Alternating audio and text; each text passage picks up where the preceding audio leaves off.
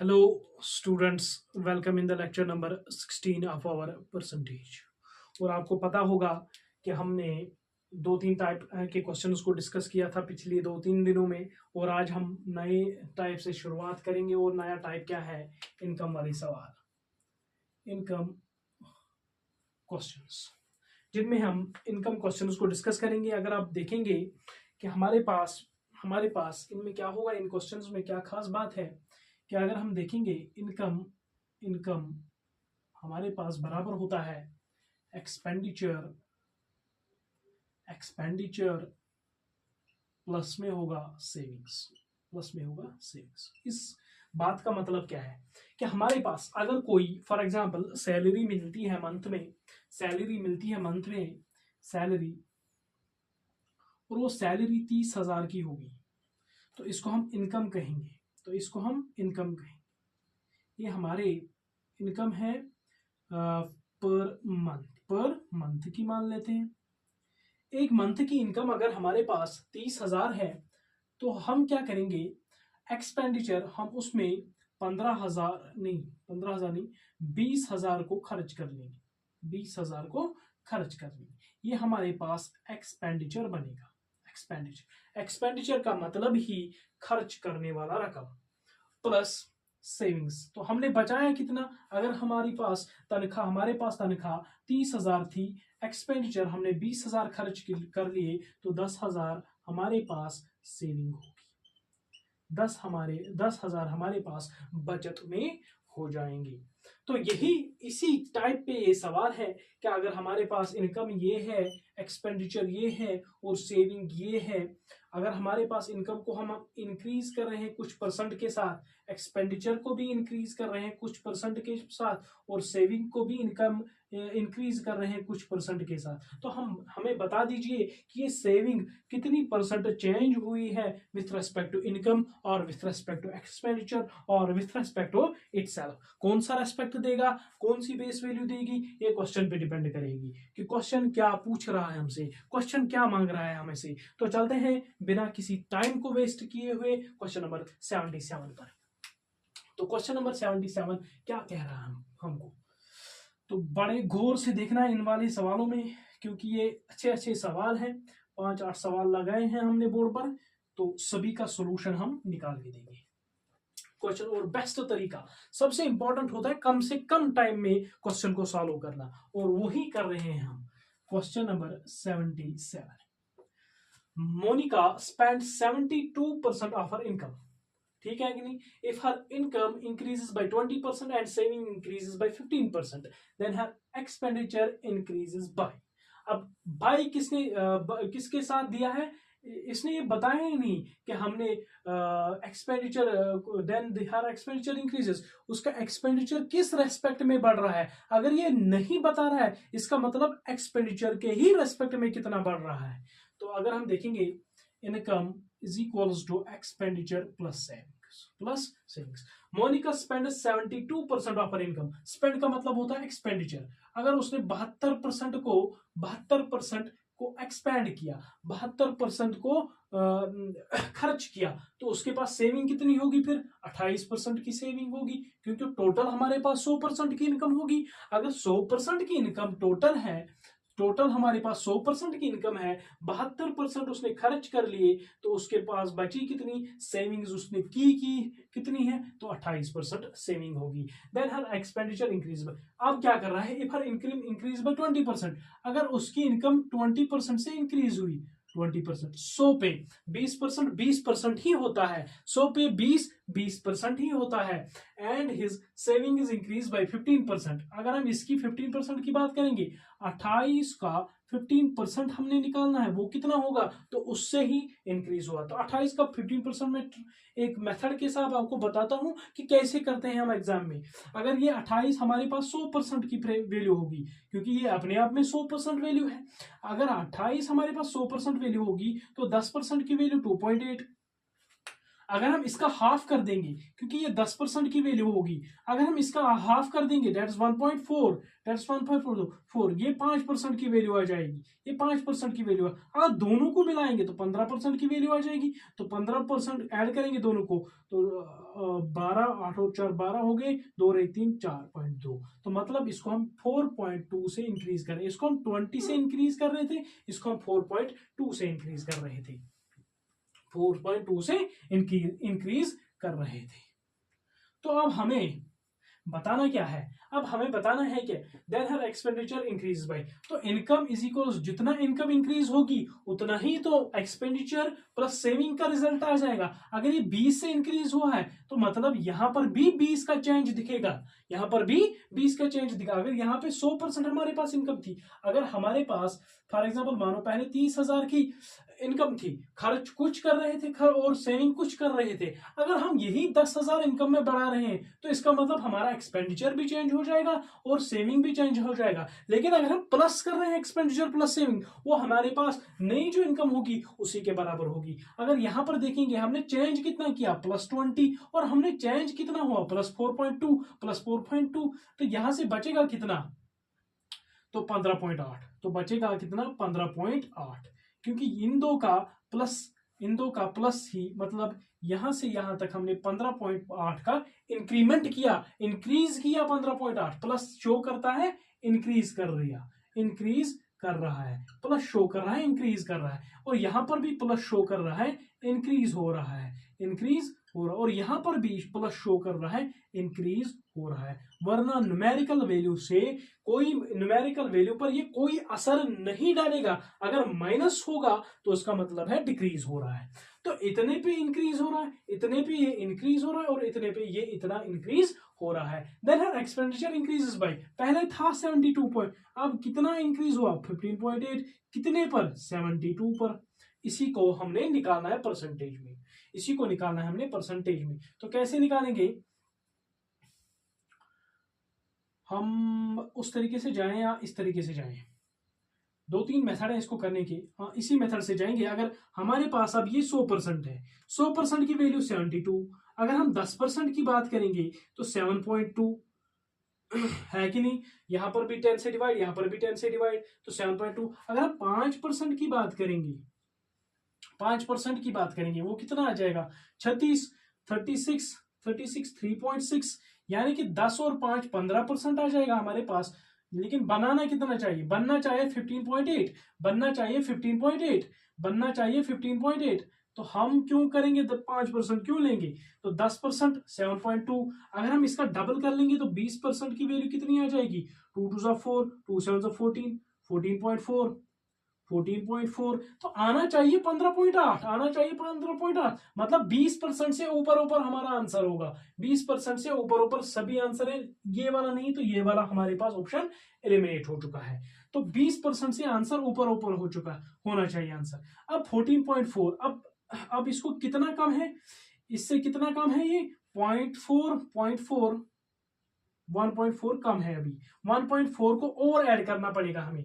अगर हम यहां पर देखेंगे तो 1% की फ्रैक्शन वैल्यू क्या जाएगी, 1% की फ्रैक्शन वैल्यू 0.72, यहां से 1% की वैल्यू 0.72 आ जाएगी। अगर हम देखेंगे 1% की वैल्यू इसमें से ऐड कर देंगे तो ये 21% आ जाएगा, 21%, और 0.72 ऐड कर रहे हैं हम, और 2 7 और 4 11 14.12, हमें चाहिए 15.80, इसका मतलब ये होता है 15.80, हम पहुंच चुके हैं 14.12 पर।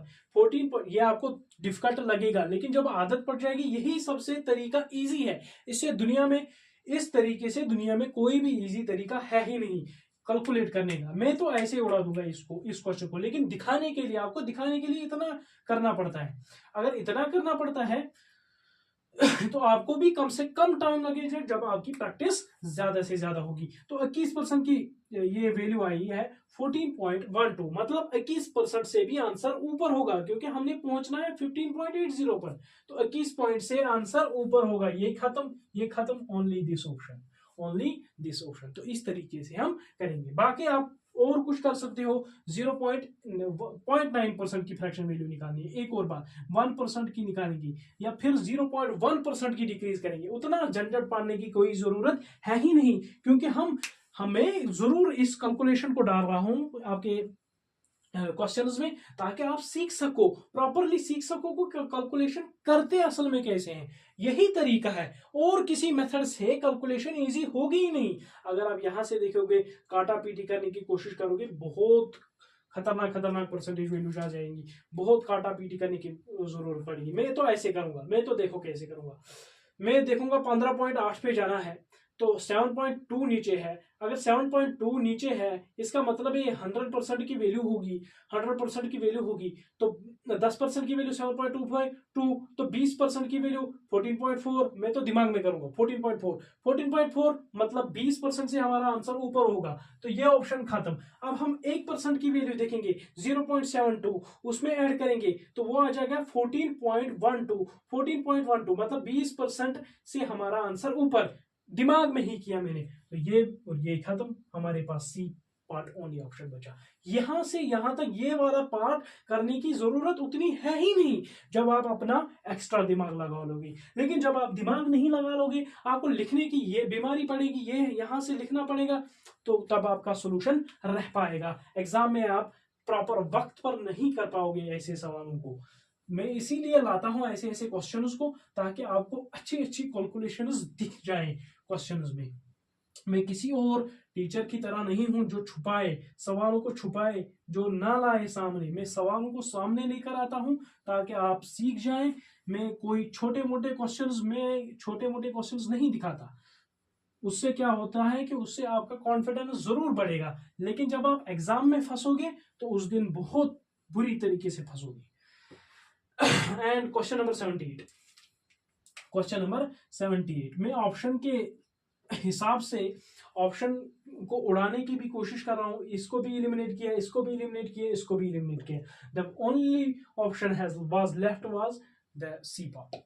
इसीलिए मैंने ऑप्शन मेथड भी आपको पढ़ाया है। राघव स्पेंड्स, अब question number 78, Raghav spends 80% of his income if his income increases by 12% and saving is decreased by 10%। तो हमारे पास फार्मूला है income is equals to expenditure plus savings, expenditure plus saving.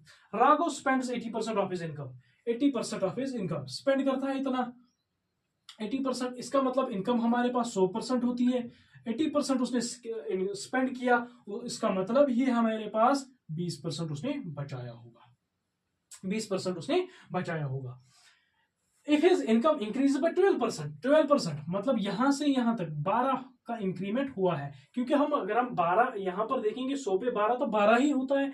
अगर हम देखेंगे and savings decrease by 10%, saving decrease हुई है 10%, 20 का 10% निकालना है, 2% से 2 जीरो खत्म मतलब 2, मतलब 2 से कम हुई है, माइनस करता है, डिपिक्ट ये शो करता है कि ये डिक्रीज हुई है, ये डिक्रीज हुई है। अब 12 से इंक्रीज किया था, अब यहां पे मुझे लगता है कि 14 से हमें इंक्रीज कराना पड़ेगा, ताकि इक्वेशंस दो बैलेंस में आ जाए, क्योंकि 12 is equal to 14 minus 2 which is equal to 12 is equal to 12, तभी जाके हम क्वेश्चन को सॉल्व कर सकते हैं। क्योंकि हमें यहाँ पे 14 क्यों लेना पड़ा, यहाँ पे 14 क्यों लेना पड़ा, 14 क्यों लेना पड़ा, क्योंकि हमने -2 किया है, हमने डिक्रीज किया हुआ है इनका एक्सपेंड सेविंग्स को, हमने सेविंग को कम किया, इसका मतलब हमने एक्सपेंडिचर को बढ़ाया। अगर आप बचाते कम हो, इसका मतलब है आप खर्च ज्यादा करते हो, तो खर्च ज्यादा कर लिया हमने। And savings then what percentage increases his expenditure, अब 14/80, 14/80। अब 2 7s are 14, 2 40s are 7/40। मैंने बताया हुआ है 1/40 की परसेंटेज वैल्यू क्या होती है, 1/40 की परसेंटेज 2.5% इंटू 7। मैं 2.5 को कभी 2.5 नहीं पढ़ता, मैं 25 पढ़ता। मैंने पहले ही दिन भी कहा कि डेसिमल का डर अपने मन से हटा लो। मैं 2.5 को कभी 2.5 नहीं पढ़ूंगा, मैं 25 पढ़ूंगा, क्योंकि मुझे 25 का टेबल याद है, 25 7 175 होता है, एक के बाद पॉइंट आएगा, 17.5% हमारे पास सोल्यूशन होगा, 17.5, that is a part, that is a part. लेकिन अब क्वेश्चन नंबर 17 में 79 में है 2 स्टार्स। 2 स्टार्स मतलब ट्विस्ट आपको देखेगा। अभी हम बेस वैल्यू रह रहे थे इनकम, अगर बेस वैल्यू हमारा चेंज होगा, एक्सपेंडिचर की बेस वैल्यू होगी, तो अब तब जाके हम कैसे क्वेश्चंस को करेंगे। अभी डायरेक्ट क्वेश्चंस थी, अब क्वेश्चंस में थोड़ा सा शिफ्ट दिखेगा, थोड़ा सा चेंज दिखेगा आपको। क्वेश्चन नंबर 79, क्वेश्चन नंबर 79 और क्वेश्चन नंबर 79 क्या है हमारे पास, saving of Radha are equal to 28% of her expenditure if her income decreases. The savings of Radha, income is equals to expenditure plus saving. The saving of Radha are equal to 28% of her expenditure. 28% of her expenditure, इसका मतलब base value यहाँ पर expenditure है। अगर हमारे पास expenditure 100% है, क्योंकि हम खर्च करेंगे, कुछ ना कुछ खर्च करेंगे, और हर एक मैक्सिमम वैल्यू की ही मान, हर एक मैक्सिमम वैल्यू, हर एक एग्जैक्ट वैल्यू अपने आप में 100% होता है, इसलिए हमने एक्सपेंडिचर को 100% माना। if the savings of Radha are equal to 28% of her expenditure, 28%, तो ये 28 होगा 28%, क्योंकि सेविंग 28% है किसके रेस्पेक्ट में, एक्सपेंडिचर के रेस्पेक्ट में। तो इनकम हमारे पास बनेगी कितनी, 128%। यहां से आप ये देखिएगा, मैं बड़ा बड़ा लिख लेता हूं, इनको थोड़ा सा बड़ा लिख लेता हूं। अगर हमारे पास एक्सपेंडिचर 100% है तो सेविंग हमारे पास 28% होगी, क्योंकि विथ रेस्पेक्ट टू एक्सपेंडिचर दिया हुआ है, तो 128% हमारे पास इनकम होगी। If her income decreases by 5%, अब यहां से अगर हम देखेंगे डिक्रीज कितनी हो रही है, 5%। 128 का 5% निकालेंगे, पहले हम तो 10% निकालेंगे, हम तो ऐसे करेंगे 12.8 इसका 10% होगा, 12.8 इसका 10% होगा, इसका आधा करेंगे, इसका डिवाइड बाय 2 करेंगे, वो 5% आ जाएगा। 2 6 12 2.4, तो मतलब कितना डिक्रीज कर रही है क्या, if our income decrease by 5%, हाँ डिक्रीज करें, -6.4, तो कम कर रही है -6.4 से। And her expenditure increases bye 2%, 2% मतलब एक्सपेंडिचर इंक्रीज हो रहा है 2% से, +2 बैलेंस, इक्वेशन को बैलेंस करने के लिए मुझे यहां से क्या करना पड़ेगा, +2 यहां जाएगा तो माइनस बनेगा, तो मुझे -8.4 करना पड़ेगा, मुझे -8.4 करना पड़ेगा, ताकि 8.4 +2 6.4 वापस दे दे हमारा। And her expenditure increase by 2%, then her saving is decrease by, उसकी सेविंग डिक्रीज किससे हो रही है, 8.4 अपान 28 8.4 84 लिख सकते हैं, 28 इंटू 10 28 का 84 होता है, तो हमारे पास सोल्यूशन जो आएगा 3/10 विच इज इक्वल्स टू 30%। अब यहां पर एक ही ट्विस्ट था, यहां से कोई वो मकसद है नहीं हमारा, ट्विस्ट हमारा यहां पर था, क्योंकि हमने बेस वैल्यू एक्सपेंडिचर को माना था। यहां से यहां तक कैलकुलेशन है वो आपको अब आ जाएगा, क्योंकि हम ऑलरेडी कर चुके थे क्वेश्चंस को सॉल्व। तो 28% -8.4 कितनी डिक्रीज हुई है with respect to first value 28, जो हमारे पास था 28 का 84 3/10 1/10 की वैल्यू 10%, तो 3/10 की वैल्यू 30% होगी, तो बात खत्म। तो क्वेश्चन नंबर 80, चलते हैं क्वेश्चन नंबर 80 के ऊपर। यह है इनकम वाले सवाल, तो इसको हम दूसरे मेथड से भी कर सकते हैं, लेकिन वो दूसरा मेथड अभी हमने पढ़ा नहीं है, दैट इज डेविएशन मेथड। उससे बहुत ज्यादा इजी हो जाएगा ये वाला सवाल, बहुत ज्यादा इजी। 10 सेकंड, मिनिमम 10 सेकंड लग सकते हैं, मैक्सिमम 10 सेकंड्स लग सकते हैं। अगर तेज कोई स्टूडेंट होगा तो मैक्सिमम 10 सेकंड उसको लग सकते हैं। तो क्वेश्चन नंबर 79 का हमारे पास सॉल्यूशन था 30%। तो चलते हैं क्वेश्चन नंबर 80 की ओर। क्वेश्चन नंबर 80 की ओर, Rupa's savings are 60% of her expenditure. If her saving is increased by 25% and expenditure increases by this, then the percentage increase in her income is. क्या ये सवाल आप खुद कर सकते हो? तो मैं फिर क्वेश्चन नंबर 81 की ओर चलूंगा। सोच लो, खुद से ट्राई कर दीजिए, ट्राई योरसेल्फ। फर्स्ट खुद से आप ट्राई कर लीजिएगा। मैं दिखाऊंगा इस सवाल को, लेकिन पहले आप खुद से ट्राई कीजिए। अगर आप इसको ट्राई करेंगे तो आपको बहुत सारे डाउट्स आएंगे। अगर डाउट्स आएंगे फिर इनको दोबारा देख लीजिएगा, फिर ट्राई कीजिएगा और फिर मेरा सॉल्यूशन देख लीजिएगा। अब क्या है, रूपा सेविंग्स इनकम हमारे पास होती है expenditure plus savings. Rupa savings are 16% of our expenditure. अगर हमारे पास एक्सपेंडिचर 100% है तो रूपा की एक्सपेंडिचर 16%, इसका मतलब 116 उसका इनकम होगा। And expenditure increase bye 10.5%, expenditure increase bye 10.5% मतलब 10.5 ही होगा हमारे पास। 100 के ऊपर है तो direct value, then the percentage increases in her income and her savings increase by 25%। 16 का 25% कितना होगा, 4। 16 का 25, मैंने इतना जल्दी कैसे कैलकुलेट किया। 16 का 25%, 25% मतलब 1/4, 1/4 4 4 16, इसका मतलब 4, इसका मतलब 4। ये आप खुद कर लीजिएगा, ट्राई कर लीजिएगा। मैं जल्दी जल्दी दिखा रहा हूं यहाँ पर। 10 और 14 14.5, 14.5, 14.5 ही हमें बताना है 116 के ऊपर। 14.5 ही 116 के ऊपर बताना है।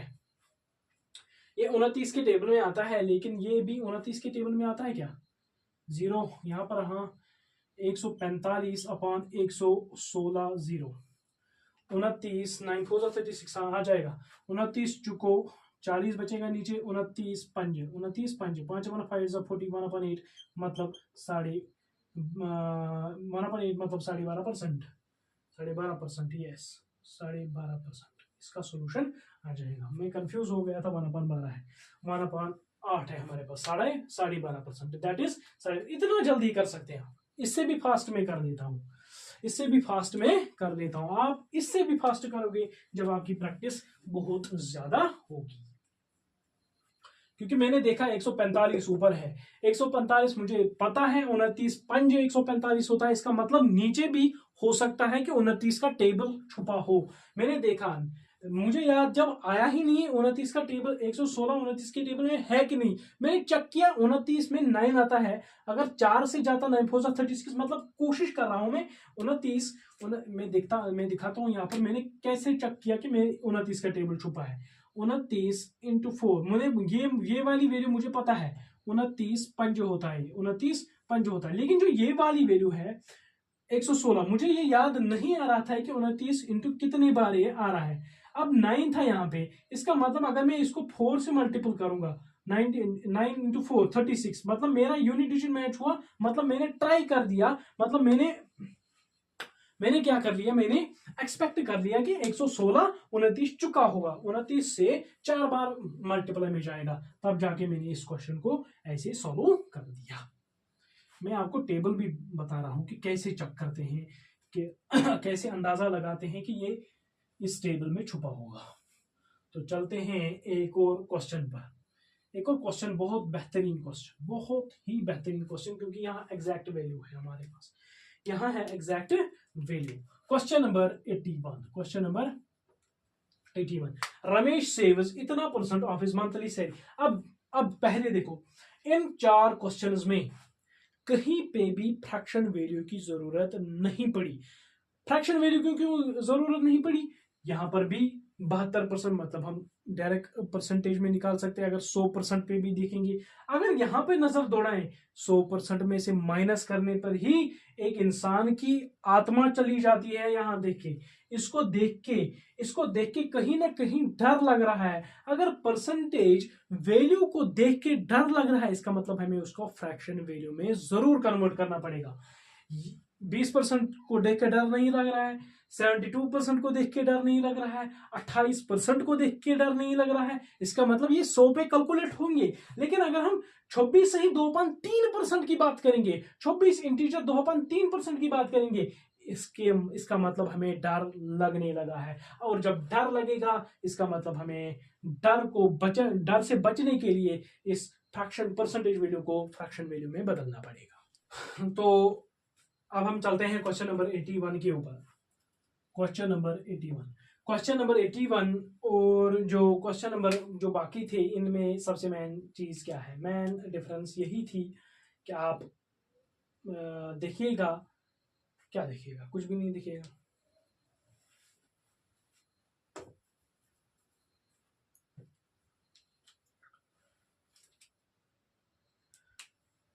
तो चलते हैं हम अब क्वेश्चन नंबर 81 के ऊपर। क्वेश्चन नंबर 81 क्या कह रहा है कि हमें क्या कह रहे हैं, income is equals to expenditure plus savings.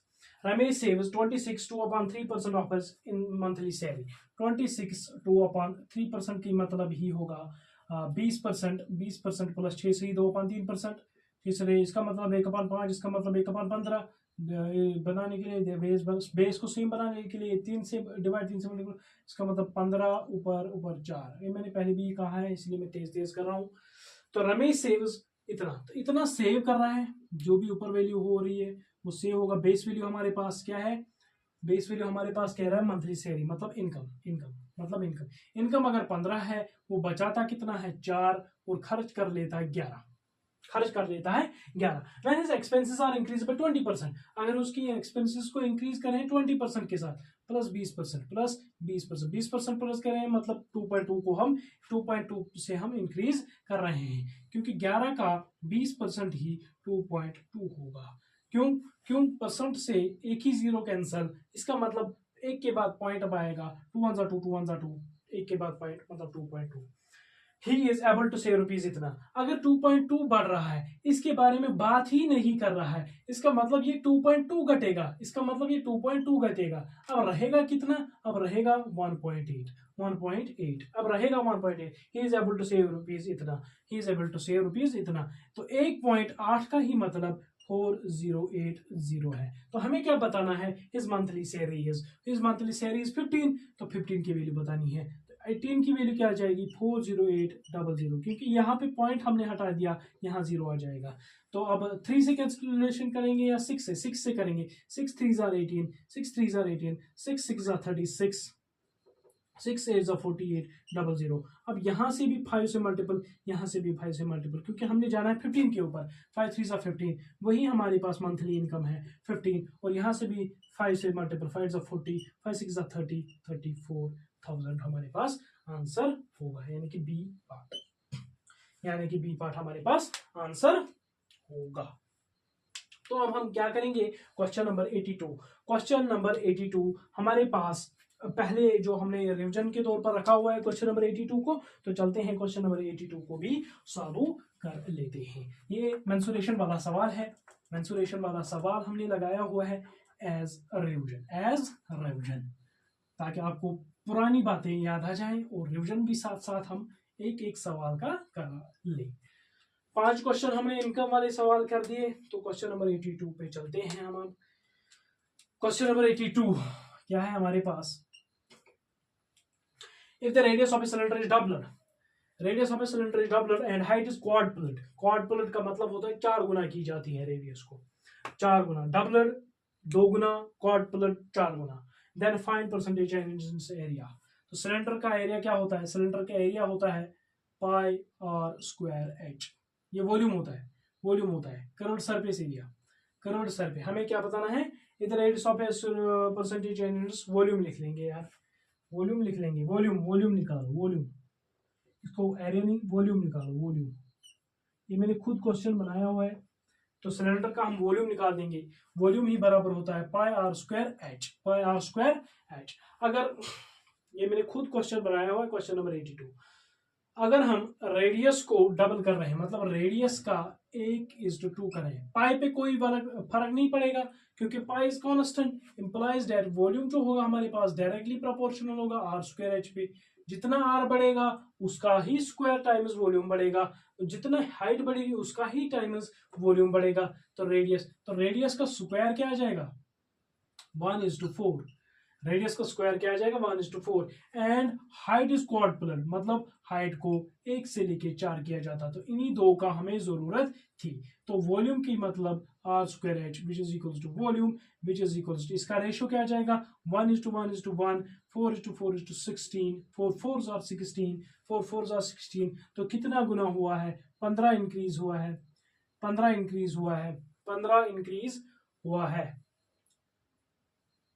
Upon volume कितना इंक्रीज हुआ है r square upon r square into h, volume r square into h, and height is quadrupled. Yes ठीक है, तो हाइट को हम 1:1 ही होगा, 4 × 4 16, तो 15 इंक्रीज हो रहा है 1 पे, इसका मतलब 1500% हमारे पास इंक्रीज हो रहा है, चेंज हो रहा है। तो देन फाइंड, तो 700% इंक्रीज नहीं, 700% डिक्रीज नहीं, तो not none of the above is our solution, none of the above is our solution.